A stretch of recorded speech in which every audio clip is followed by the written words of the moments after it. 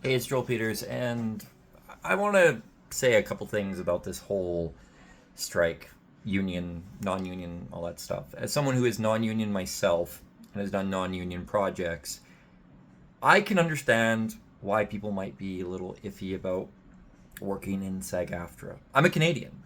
We've got the ACTRA, whatever it's called here. It's a little bit different. But being a Canadian, I am eligible to work on SAG after projects if I get invited to work on them. And, you know, I don't know anything about Taft Hartleys or anything like that. Doesn't really matter. I had this thought about it, and I'm bringing this up because I feel like it's kind of important. People talk about putting bread on the table, making sure their families are fed, not scabbing, things like that. And I had this thought that if you were homeless, and you're having a hard time getting work, and you decided the only difference was take a project to help your family out, and this is going to get me a lot of shit, or don't take a project and potentially go homeless and worry about your family. Would those people who would call you out for this decision of going for the scab project, would they be there to give you a roof over your head? We'll play the fish game after, honey, okay? I'll be there in a little bit. Would they be there to provide you food, groceries, shelter, clothing, whatever is required because you've potentially gone homeless? Now you wonder, okay, that's such a high extreme. We see how big of a community the voice acting world is. We see how big and how tight knit everything is. And I haven't encountered any voice actors that would do that because I haven't asked them. So I don't know. And I'd be a hypocrite if I said, oh, they absolutely would or they absolutely wouldn't.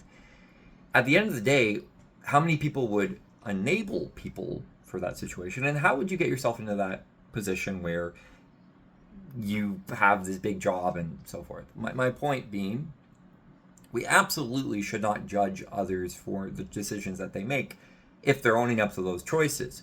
But there are consequences to actions, and people should be aware that those actions have consequences ultimately. So that's where I stand on it. Will you help your brethren out? The ones that are striking, will you provide them a place to live in the event that they go homeless, that they're couch surfing? I couch surfed in my early adult years, not by choice. Circumstances happened. We lost our place.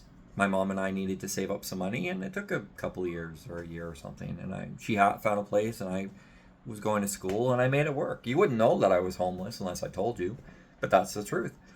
I had people who helped me out and stuff, and I made some choices that weren't the greatest choices. I streamed, and I would be up late and stuff, but I made those choices in some ways. But it's not my fault that I was homeless. I didn't plan for it. I didn't prepare for it. And so that's what I bring up. Is someone at fault for doing this? If someone is completely set and someone has everything and they absolutely replace another actor because of that, well, shame on them. They made that decision. But that's where I stand on it. Would I personally replace someone?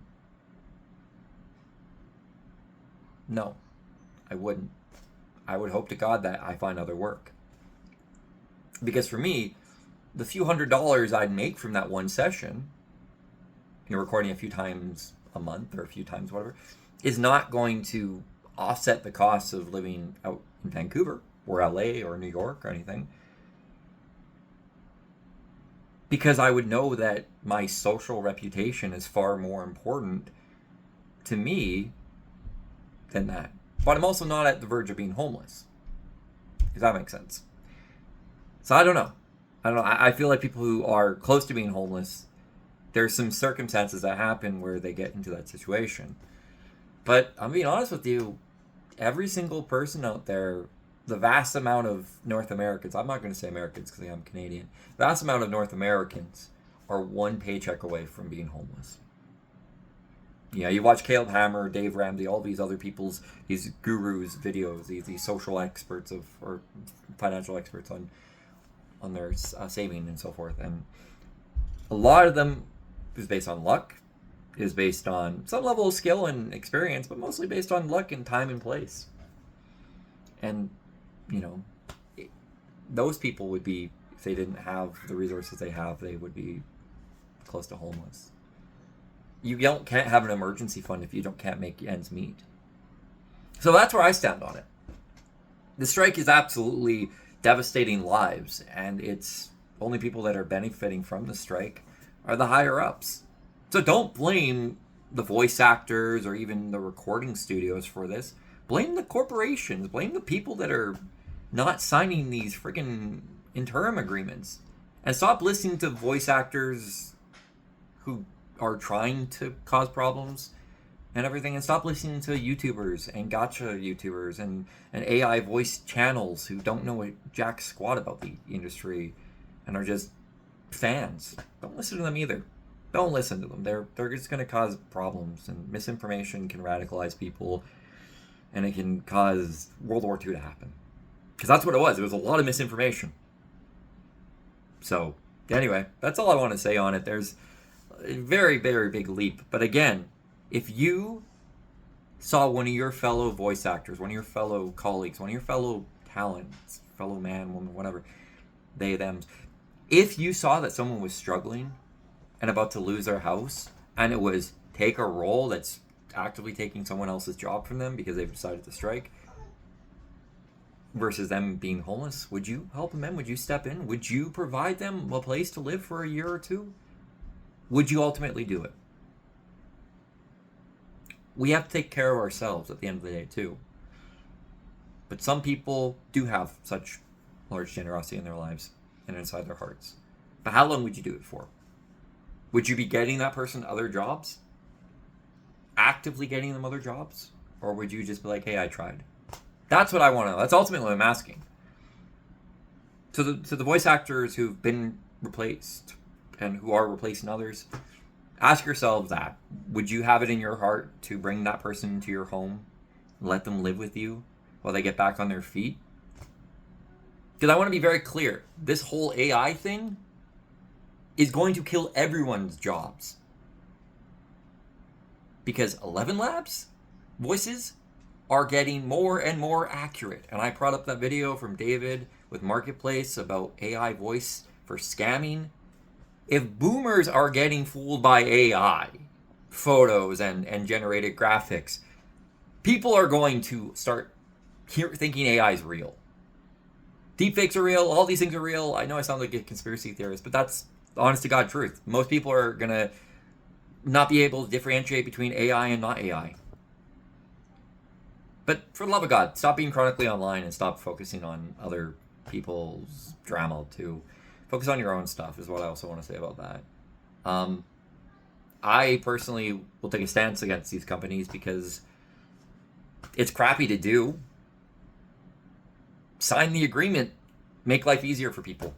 And you have to wonder, in my back of my mind, I'm like, are they being shady? Are they going to clone people's voices with AI? Because and the lawyers, no one's really prepared for this because this wasn't really a thing that happened back in the day.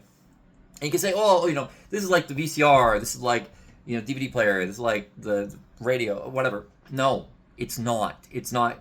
Yes, AI is here to stay, sure. But there's supposed to be protections in place. And that's all the strike has ever been about, is those protections. Now, I'll call it out. Duncan Crabtree, I think that's your name.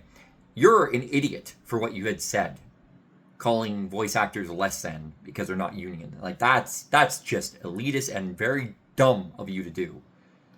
And that's what a lot of these pro AI people and shut up about, the EN, the English voice cast can shut up, and in Chinese and Japanese, all these in Korean, all the other voices on all these gacha games are better. Duncan, you made a big boo-boo, big mistake. And that was dumb on your part. And honestly, yeah, there's a whole idea of, a lot of voice actors, a lot of actors in SAG-AFTRA with a lot of talent who can't meet the requirements to get their health care because they aren't able to reach that. Is that a part of talent or is that a part of luck? I don't know. But that's my point being is if you are a voice actor and you are making it work, you can still find non-union jobs. You can still do these things. You don't have to join the union. It's not an all or nothing approach. It's not like a mafiosa. It's something like that. But there is a lot of stuff that needs to be fixed. The union does need to be changed. It needs to adapt for this. And the NAVA, National Association of Voice Actors or whatever, that Tim is running, yeah, they're doing great. So that's my thoughts on this whole recasting.